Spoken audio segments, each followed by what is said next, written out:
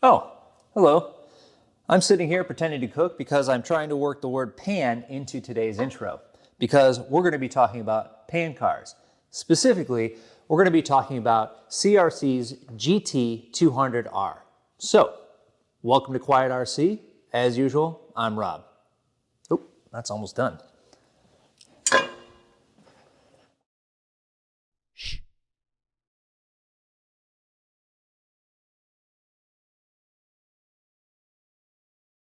Today we're going to do a little bit different format in that we're going to cover everything with this CRC WGTR car, the GT200 in this case R. So we'll actually start with the unboxing I did all the way back in October, and then we'll catch up with where I am now building it. This readout tells you where you're going, this one tells you where you are, this one tells you where you were. Let's take a look inside this CRC or Calandra Racing Concepts GT200F. So, make sure that's not glaring too much. Can't find my official unboxing knife. I guarantee I will find it the second this thing is opened, but just go this way. So, barely mentioned in an earlier video, I got this at EN Hobbies in Columbus, Ohio. When I was there for their VTA Champs race weekend, I was racing a couple 12 scales, and I've always kind of wanted a 10th scale pan car. There have been times in the past where the local Indy track has run this particular class, World GT, I think is what they call it. So, I don't know. And now that I've learned how to kind of tune 12 scale pan cars, I feel a little more confident about getting a car like this, because that's really the name of the game with these, is tuning them. So this one specifically is their 200F, the F standing for foam. They have done rubber tires at Indy, the Indy track, so I may have to do I believe it's just a motor mount conversion to make this a rubber one, but if I'm the only one with it, maybe I get to dictate how the class is actually worked. So CRC, the CK25 that I have also comes with instructions that were, printed just off of a printer, a color printer, and this looks pretty similar. Now, what's nice is that even though the CK25 that I have is obviously 12 scale, it shares a lot of parts with this, and as you can see, there really aren't a lot of parts. I mean, that's kind of the beautiful and frustrating thing about these 12 scale pan cars. So let's see if I can find bag one. This looks like it is I'm not sure what they call this part, but this is kind of the little like portion that goes on the Focus! chassis to the rear pod that holds it kind of as its center pivot. This is going to be your rear pod and the kind of side braces that hold it in place. That's bag two. Bag three, this looks like part of the motor mount in the back there, and then it has a rear brace for the fan, which I had to buy separately for the 12 scale car. So that's kind of neat that it comes with this. Bag four. All right, so this would be kind of the rear of the chassis itself, but right before the actual motor pod. And it has these little springs that help with the tweak, or that set the tweak, not help it, but they kind of are it. Bag five here. All right, so these are your side-to-side dampers. If you're not familiar with how a lot of pan cars work, they don't have like independent rear suspension. They have a lot of them have a center spring or a center shock damper, and then they have these kind of tubes that go side to side. That will be for that. Okay, so bag six. This looks like it's probably some sort of battery mount here. And here is your center damper. Kind of, they give you this syringe here that's preloaded with the damper fluid, which is kind of cool. Makes it a little neater. All right, so it looks like a spool type differential, or lack thereof, is included. 8, 9, Oh, no, here we go. It's a ball diff. There you go. So this is just the axle. Sorry, this is just the axle with the rear hub. And this is your differential, a ball differential. Now, I currently run spools on both my 12 scale, both my GT12 and my 17.5 LMP stock, whatever they call it. So it'll be interesting to see if this 10th scale is going to use that. All right, bag 11, little odds and ends, some bearings and screws. Bag F, so all these were bags 1 through, oh, skip bag 10, just body posts, nothing special. So yeah, bags 1 through 11 were all very specific, and then bag F, it just looks like that's the entire front end. All the bits for the front end. Kind of an odd way to do that, but whatever. Here is your chassis.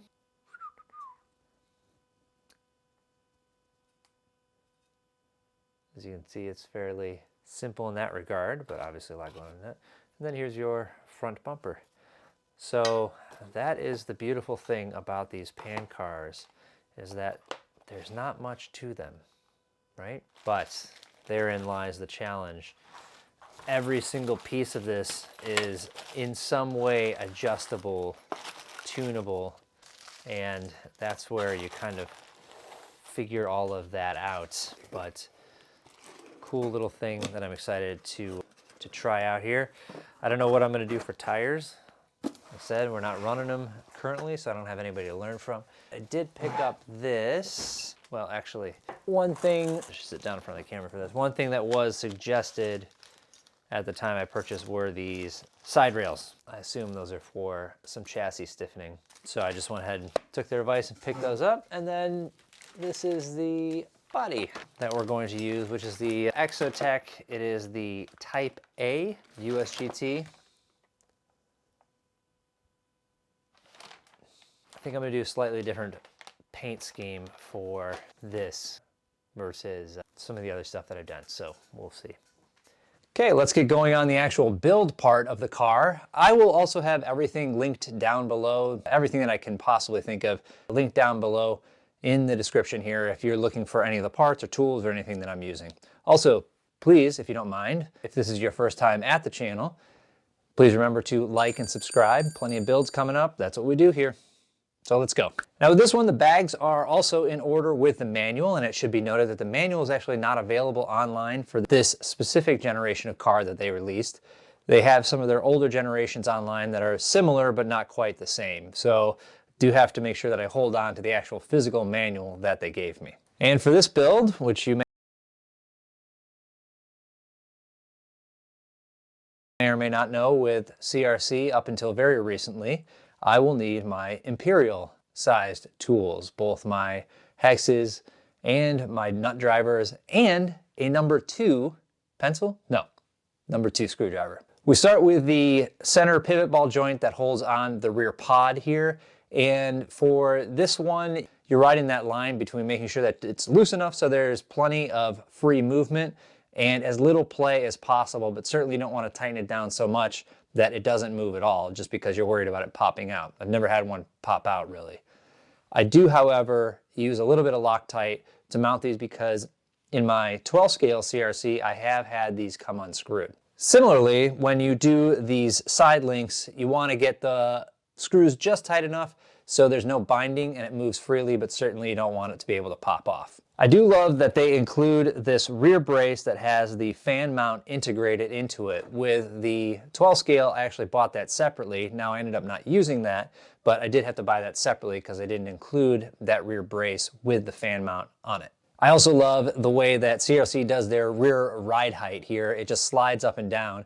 Unlike some other pan cars or pan car derived things like the F1 car, you have these kind of inserts that you are flipping over, or multiple size inserts to get that ride height, which is not that you're changing ride height all the time. It's a little frustrating if you are trying to dial it in a little bit. To assemble the side springs that go in the rear here, you're actually going to take this longer set screw.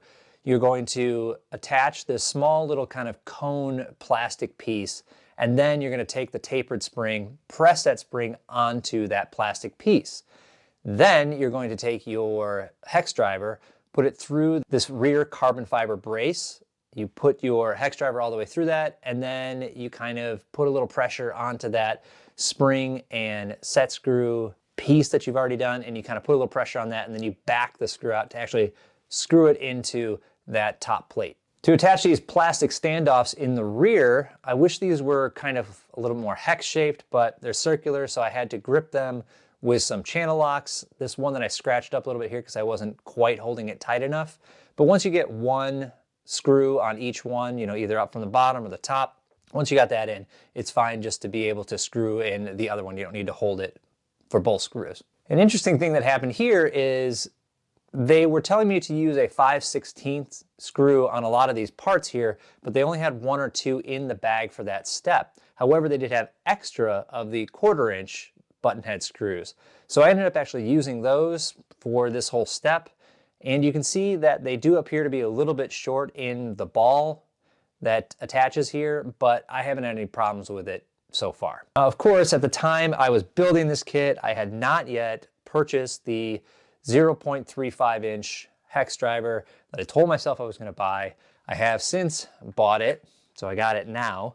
But thankfully the kit did include a small Allen key in that 0.35 size. And what you use that 0.35 size Allen key for is the set screw that goes into this ball cup. The ball cup then goes into the plunger side of these side dampers that you're building. Now, as you go and build these side dampers, you're going to use the kit supplied 10,000 weight lube, and all you're doing is just really filling in these little ridges around that plunger, and then you're going to push it into that red aluminum tube. Now, at the bottom of that tube is a hole, so any excess lube that you have will squeeze out, but you really shouldn't be using so much lube that you're going to have squeeze out like that. You can kind of see that I smeared it along here just to try and get it so it's more or less just in those kind of slots or those ridges on the plunger. Attaching the center top plate where center shock actually mounts to, it's kind of hard to tell which way it's supposed to face. I think I figured that the 5 holes that are on the top of this slightly favor one end of this kind of diamond shaped piece, and that end that those 5 holes favor faces forward. If any of that makes sense, I don't know, but that's where I ended up. Since we're talking about the center shock damper here, this is a particular spot where it really highlights how good the instructions in this manual are. Both kind of the diagrams are really clear and the steps are broken up nicely, but also the actual write-up of the steps is very good and easy to follow. So this was a particular place where it really shined as far as being good instructions. Now we move to the front of the car and we're starting to assemble the front suspension. The way that CRC does their front suspension is they have these caster blocks that you're going to put on the top, and included in the kit are 3 different angles of these caster blocks. I believe it's 0, 5, and 10 degrees. Now they don't actually label these caster blocks, but they at least look mostly visually different, that you can just know that there's a 0, 5, and a 10. And for the initial setup, I'm using the 5 just in the middle. Now what this particular part of the caster setup does, as I've been told or learned or have come to the conclusion somehow, and it could be completely wrong, so comment below if I'm wrong, but this part of the caster setup is going to affect how your car handles on the entry to the turn. So you have more of that caster angle that's going to give you more turn in on the beginning of your turn. The other part of the caster setup at the top of the suspension arm is the shims that actually determine how forward or backward your upper arms are. This will affect your middle and exit turning. Again, this is kind of what I've been told. I'm not good enough to really see it that finely, but this is what the assumption I've been going on. Now I have completed the front suspension, both sides, and you can see that the way that the kingpin is actually installed is it goes up through the bottom and you screw it into the, I guess it would be like the steering knuckle, steering arm, whatever, and you get it just to the right point where it's outlined in the manual exactly what the right point is. But the point is, once you get it there, you are actually tightening it down with a small set screw so it won't move from that area. One of my favorite things about the CRC, both this 10 scale pan car and my CK25AR, the 12 scale one, is the camber adjustment. I personally hate dealing with turnbuckle wrenches. I feel extremely awkward every time I use one. Awkward. With this, it has this ball that actually goes through the upper part of the steering knuckle into the upper arm, and you can adjust that with actually a hex driver with the wheel on. You don't even need to take anything off. You can just go in through the side and just do small, tiny little adjustments, and it works perfectly. The front suspension components all mount onto each side of the chassis with these carbon plates. A great feature of these carbon fiber plates is that you can select the actual track width that you want. Now for me, I started just at the center one, and I haven't actually moved them in or out yet. But you can also affect the overall wheelbase because you can mount it either forward or backwards to get just a couple millimeters of change in the wheelbase. Here I'm centering this Savox servo. Is a SV1257MG, so a smaller one, very fast. My only criticism of it is that it does have an aluminum case, which is not really necessary for this size car. It just adds weight. Thankfully, the whole car is generally underweight, so I'm not really worried about that part. Actually, if anything, it just gives me a little bit more weight forward, which I like. But I'm using my servo tester here that I finally got to center it up, and I'm using the X-Ray servo saver, their stiff servo saver, which I've used on, I don't know, it's got to be at least 4 or 5 cars at this point. I know I use it on the last build that I did. The last build that I did? What was the last build I did? No, 2 builds ago. The SP1, the 2 videos ago. There'll be a link to it here. Just go there. Anyways, and to build that, I'm using these spreaders. I'm not sure what these are called. Maybe they're called like C-clip pliers or something like that, but they allow you to either compress a clip, or as you squeeze it, you flip the whole kind of top of that pliers around, and it'll actually spread for you, which is great for getting these metal rings around the center of that servo saver to put those together, because there's actually like 3 of these rings, so it's really hard to spread those over it. Been a great investment. Now for the turnbuckles, the manual doesn't actually give you a starting point for length, but we did eventually figure it out. I did make sure, and it's really hard to see in the photos here, that I had the kind of little marks on the turnbuckles facing the same way. What? No.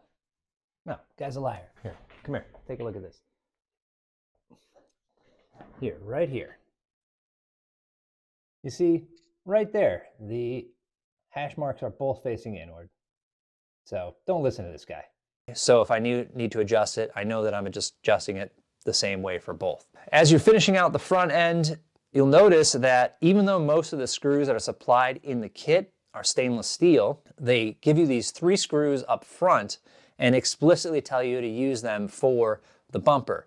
The reason is it creates a shearing point for the bumper. Those screws will shear off before the carbon fiber will break either the chassis or the bumper. So much easier and cheaper to replace screws than it is to replace a whole chassis. So a great little insight by CRC to include that as a standard setup for the kit. My kit actually came with these lightened diff rings. They are a little bit different than the D rings that were actually shown in the manual, so I was a little confused at first, but I did go look up those rings to see what they were, and they're just the lightened version, so they cut a little bit of excess metal out of there to lighten, that rotating mass. So really great that they just include that in the kit. So I did assemble the ball diff that's included in the kit, but I will get to that a little bit later. I did also use a smaller spur gear. I think this is a 72 tooth versus the 80 something that's included in the kit. I had it on hand. It just seems that with every single car that I run at Indy RC, I do tend to use a much smaller spur and a larger pinion than kind of the regular base setup that comes out of the kit. So just started off with that. So far, it seemed like it's been the right choice, but we will get to that. As I'm building it, I think I dropped 2 of the balls here and only found 1. By the time I was finished building that ball diff or putting all the balls into the actual spur gear, I had the exact number I needed. So either I only dropped one and found it, or I dropped two and they gave me an extra one. Either way, I just ended up with the right amount. So I guess I shouldn't put too much thought into it. With the rear diff complete, I do want to point out that there is kind of this collar that's included, and it has like a near microscopic lip on it, and it does have to face in towards the bearing when you're installing it. On the other side of it, there is a conical washer, and that conical washer you want to make sure faces outward. As I mentioned, this is sold as the F or foam tire version. However, it doesn't include tires, foam or rubber, but there is some differences, small differences between the F and the R.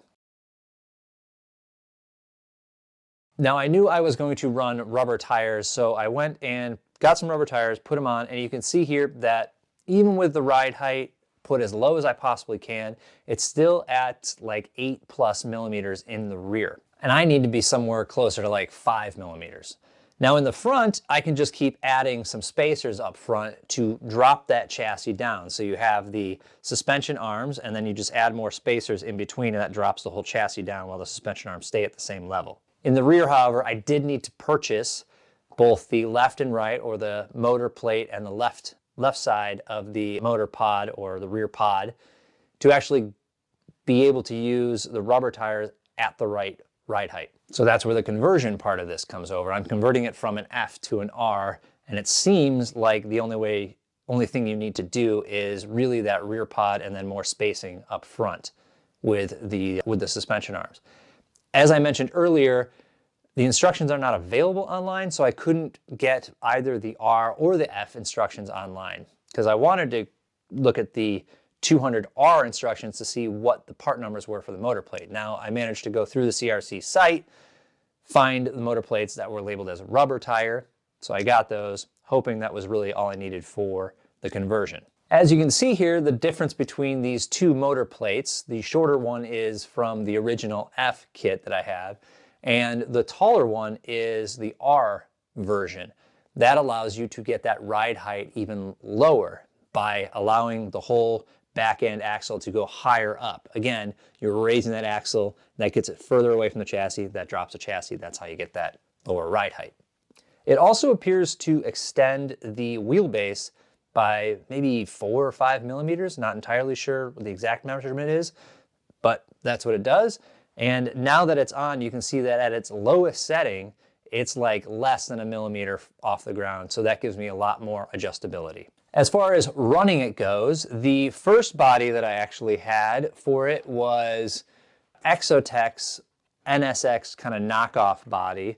I used that for a little bit to kind of break it in and get some initial settings done, and also wanted to try out a different paint scheme that I did back when I was in like high school and wanted to see if I could do it again. More on that later. As far as racing goes, I went over to Queen City RC, which is just outside of Cincinnati, Ohio, in Lebanon, Ohio.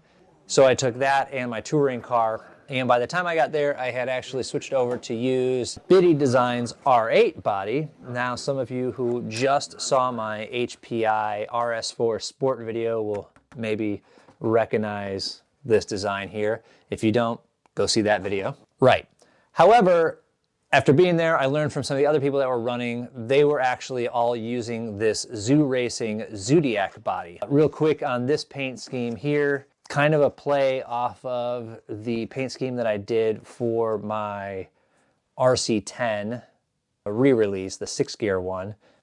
Link to that one here. And I've since switched to this, and this does give me a lot better handling, better downforce, so probably would recommend this body, but you know, get whichever one you like. I don't know. I'm not the boss of you. That being said, I probably won't do this paint scheme anymore. It's way too much of a hassle. When I was practicing it at Indy RC, I was using a Tekin 17.5, their Gen 4 Spec R2. Yeah. However, I didn't know that it had actually picked up something off the track and kind of trashed the rotor, so I was getting a lot of problems with it, but hadn't diagnosed it at that point.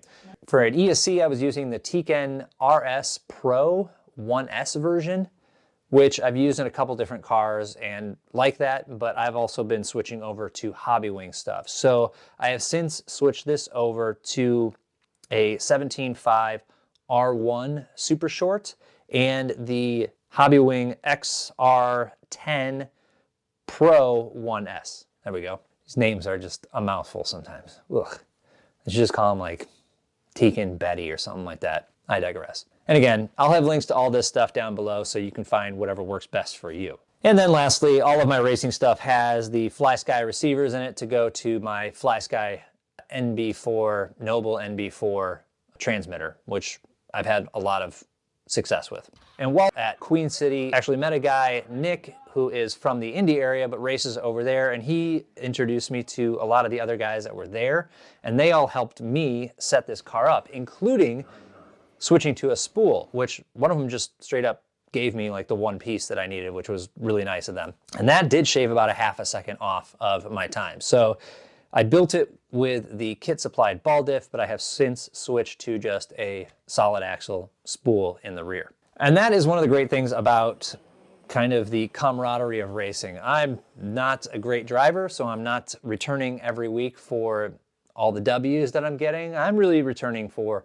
the camaraderie and hanging out with people. Since I have switched over to the new body, the new electrics, everything like that, I have been able to run it, but only in practice at Indy RC, and it is good. I'd love to race it more. I know of one other person that has picked up WGTR chassis, so we now have 3 people.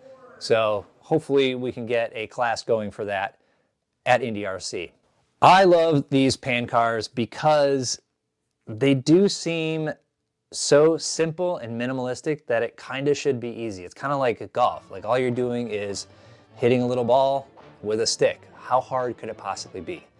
And that's really what it comes down to with these pan cars, both, you know, in 12 scale, in 10 scale, and F1. I just love it. It allows you to just do these tiny little tweaks, and it can get just as expensive as everything else, but the CRC stuff, especially the 12 scale, is relatively reasonable to get you into that kind of class.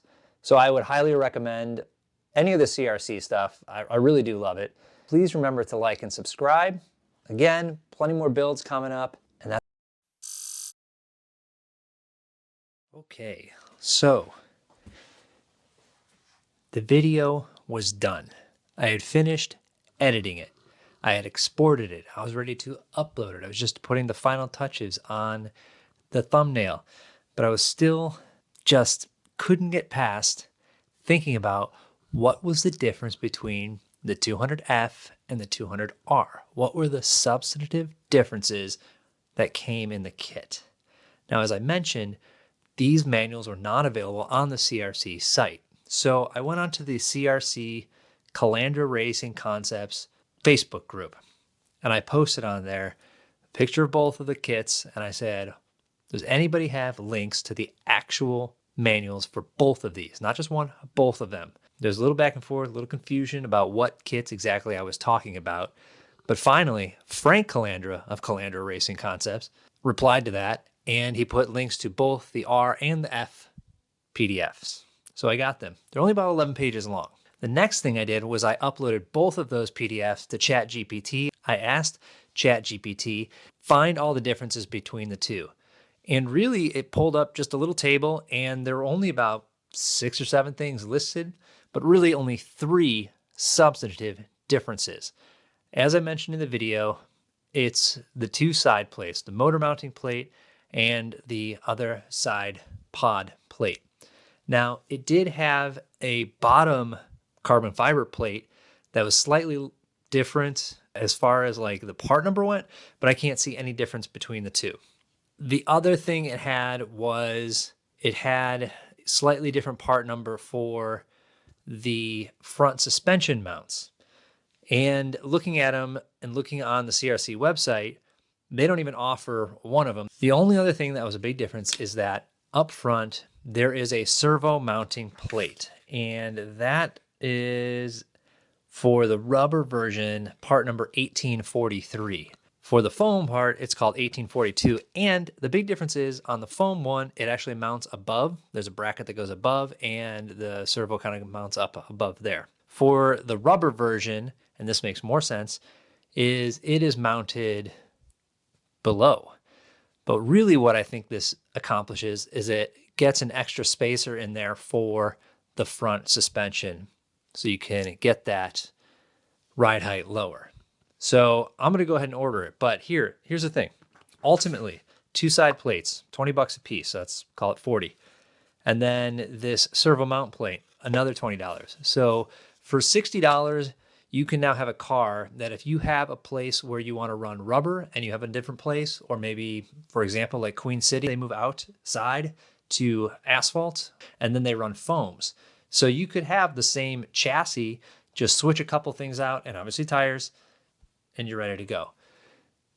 Maybe nobody's going to use that information, but it was bothering me, and I thought I should at least just put it at the end of this video. So there you go. Do you like my microphone? All right.